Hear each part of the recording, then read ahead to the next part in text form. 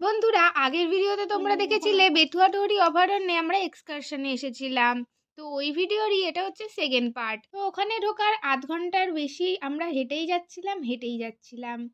Sir অনেক কিছুই দেখাচ্ছিলেন, কিন্তু আমরা তো খুব ভালো স্টুডেন্ট, সব কিছুই আমাদের জানা। তো সেই জন্যই স্যারের দেখানো সব কিছু, আমার ভিডিও যেভাবে সবাই ইগনোর করে ঠিক সেভাবেই আমরা ইগনোর করে ঘুরে বেড়াচ্ছিলাম। আর ক্যামেরা অন করে ভাট বকছিলাম। শুধু আমি একা বকছিলাম তা কিন্তু না, আমার মতো আরও কয়েকজন বকছিল, দেখে নাও তোমরা। দেন আবার কিছুটা হাঁটার পর আমরা কুমির দেখতে পাই। না মানে সরি, কুমির না, ঘড়িয়াল দেখতে পাই। আমার কাছে কুমির ঘড়িয়াল সব একই। ও হ্যাঁ, ওখানে দুটো কচ্ছপও কিন্তু ছিল, কিন্তু আমার মতো কানা যারা তারা দেখতে পায়নি। আমাকে রিয়া পরে বলল যে ওখানে দুটো কচ্ছপও ছিল। আর আসল হরিণের দেখা না মিললেও নকল হরিণের দেখা আমরা পেয়েছিলাম। আর পাশে ওই দুটো হচ্ছে হনুমান। আর ওখানে এদের ফটো তোলার কায়দা দেখো জাস্ট। তারপর একটা পাখিকেও আমরা দেখি বসে আছে, ও আসলে আমার ক্যামেরা দেখেই ওখানে বসেছিল, ওরও তো ইচ্ছা করে একটু ফটো টটো তোলার, তাই না?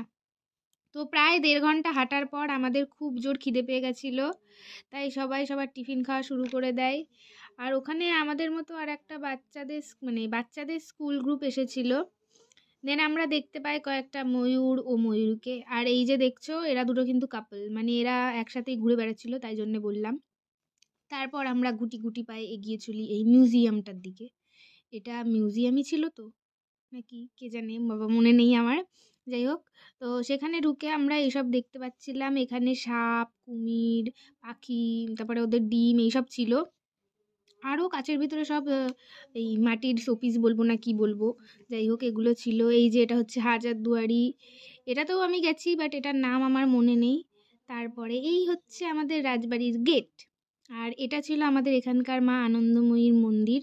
তারপর শিবনিবাস, আরও অনেক কিছুই ছিল, ঘুরে ঘুরে দেখছিলাম আমরা। সব কিছু ভিডিওতে দেখানো সম্ভব না, তাহলে ভিডিও অনেক বড় হয়ে যাবে। আর এটা ছিল হচ্ছে পলাশির যুদ্ধক্ষেত্র। আর এই যে সব ডানা কাটা পরীরা চলে এসছে ডানার সাথে ছবি তুলতে।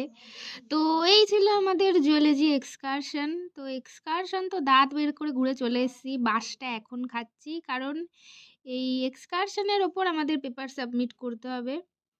তো একে তো এক্সাম সামনে, তারপরে জিওগ্রাফির এত চাপ, এর চাপ ওর চাপ, মানে এক্সামের আগেই এত চাপ কেন আসে আমি বুঝে পাই না।